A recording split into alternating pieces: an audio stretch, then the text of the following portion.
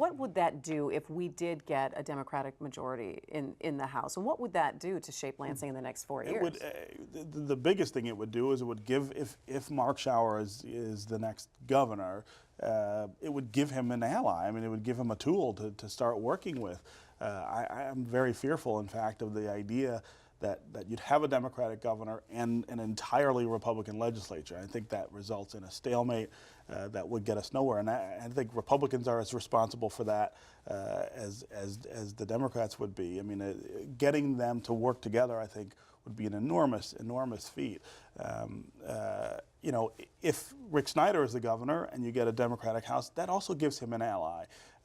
You know, the governor, I think, has been frustrated with the far right wing of his party and felt pushed to do things and consider things that he didn't want to do. If he had a Democratic House, it would give him, again, a lever to pull and use to try to tone down some of this nonsense on the far right. I would agree that he'd do better in a divided legislature, but I think you can just look to Washington and see what this might look like, or just roll back the clock 5-6 years to Michigan and see what this is going to look like. We didn't get anything done here for an awfully long time under the last administration. And you know, the problem is on the right. That is a party that is lurching further rightward, and where the word compromise has been turned into blasphemy.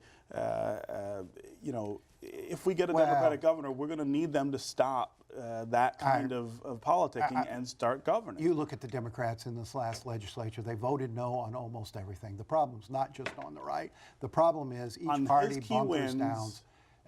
Everybody bunkers down, and you had folks voting no on things they probably support. Tune in Thursdays at 7:30 p.m.